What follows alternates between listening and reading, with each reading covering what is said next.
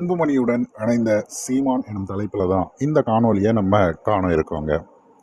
அன்புமணி ராமதாஸ் அவர்கள் இன்றைய தினம் சென்னையில் ஒரு மிக முக்கியமான ஒரு கூட்டத்தை முன்னெடுத்தார். இந்த கூட்டத்திற்கு யார் யாரெல்லாம் அந்த நிகழ்வுக்கான ஒத்த கருத்து இருக்கிறதோ அனைவரையுமே ஒன்று திரட்டணும் அப்படிங்கிற ஒரு எண்ண ஓட்டத்தோட ஒரு விஷயத்தை முன் செய்தார்.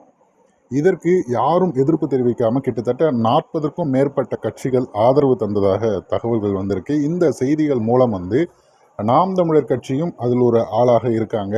அதில் அண்ணன் சீமான் அவர்கள் களஞ்சியம் அவர்களை பார்த்திங்கன்னா அந்த கூட்டத்திற்கு அனுப்பியிருந்தாங்க. நிகழ்வு என்ன அப்படின்னு கேட்டிங்கன்னா, சாதிவாரி கணக்கெடுப்பு குறித்து இந்த இப்போ இருக்கக்கூடிய அரசுக்கு நம்ம தெளிவுபடுத்தி அவர் இந்த கேஸ்ட் சென்செக்ஸ் எடுக்கணும் அப்படிங்கிற விஷயத்தை பதிவு பண்ண வராங்க. இதில் அதிசயமான நிகழ்வு என்ன அப்படின்னு கேட்டிங்கன்னா, தாவேக்கா சார்ந்த ஒரு நபரும் இதில் உள்ளே இருந்தார். அவர் இதை நிச்சயம் செய்வோம் அப்படிங்கிறத அந்த கூட்டத்தின் வாயிலாகவே வெளிப்படுத்தி இருந்தது மிகவும் சிறப்பான விஷயமாக பார்க்கப்படுகிறது.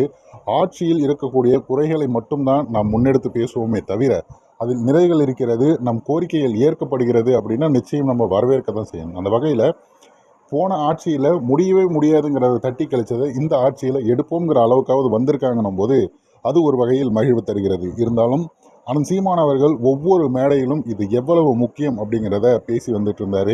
இப்போ அந்த விஷயங்களுக்கு செவி கொடுக்குற மாதிரியான ஒரு அரசு வந்திருக்கு. நிச்சயமாக இந்த அரசு இதை செய்யும் அப்படின்னு நம்ம எதிர்பார்க்கலாம். ஒருவேளை இல்லை அப்படின்னா அங்கே இருந்த 43 கட்சிகளில் ஒரு கட்சி தாவக்கா, அந்த கட்சியை தவிர்த்து மீதி இருக்கக்கூடிய அனைத்து கட்சிகளும் ஒன்று திரண்டு ஒரு மாபெரும் போராட்டத்தை அறிவித்து சென்னை திரளும் அளவிற்கு அவர்களுக்கு இதை நம்ம புரிய வைக்கணும்.